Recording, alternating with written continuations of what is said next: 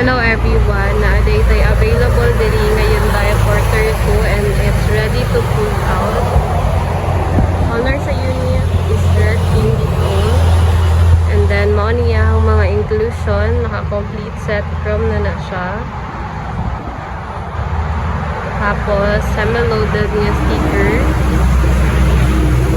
Ano yung design. Then tinted na rin ang atuang windshield o atuang window. So tanawon na to ang interior niya.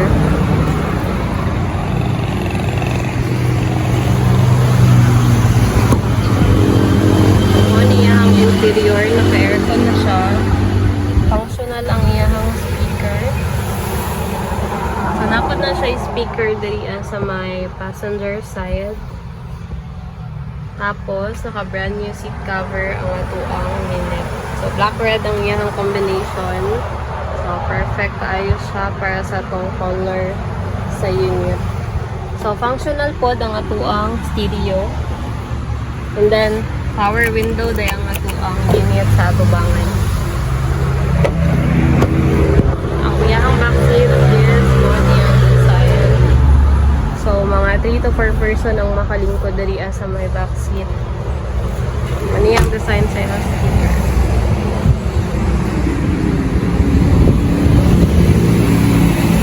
So, again, this is ready to pull out. So, sa mga nagapangutan na unsay aspect sa atuang unit, ang makina niya is D4CB timing chain.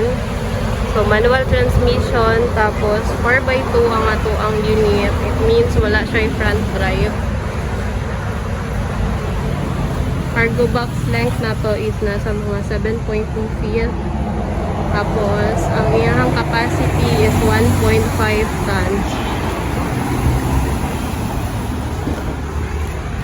So, ang makina sa tuang unit is nasa bangko.